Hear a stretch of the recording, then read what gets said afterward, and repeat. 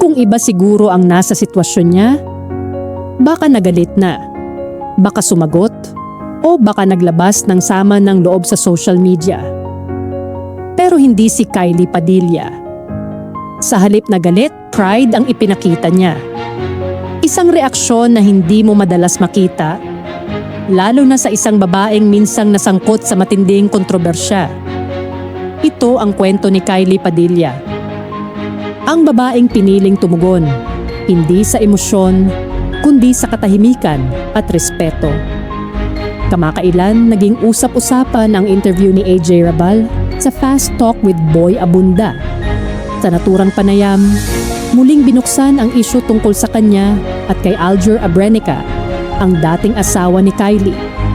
At gaya ng inaasahan, muling nag-ingay ang social media.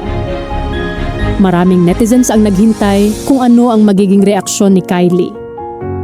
Pero imbes na magbitaw ng kahit anong negatibong salita, nag-post siya ng maikli pero makahulugang mensahe sa Facebook.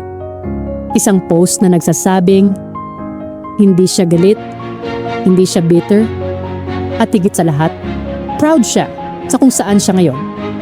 Marami ang humanga dahil sa halip na patulan ng intriga, pinili niyang maging ehemplo ng mature at healed woman. Ipinakita ni Kylie na minsan, hindi mo kailangang magpaliwanag sa lahat dahil ang katahimikan, yun na mismo ang sagot. Pero sino nga ba si Kylie Padilla sa likod ng mga balita? Isang ina, isang aktres, at isang babaeng muling binubuo ang sarili. Matapos ang mga pinagdaanan sa buhay pag-ibig, pinili niyang ituon ang oras sa kanyang mga anak, sina Alas at Axel, at sa kanyang inner peace. Sa mga vlog at interviews, madalas niyang sabihin na natutunan niyang mahalin ang sarili at pahalagahan ang kapayapaan kaysa sa ingay ng opinyon ng iba. Kaya siguro, kahit gaano pa kainit ang mga usapin sa paligid niya, mananatili siyang tahimik pero buo.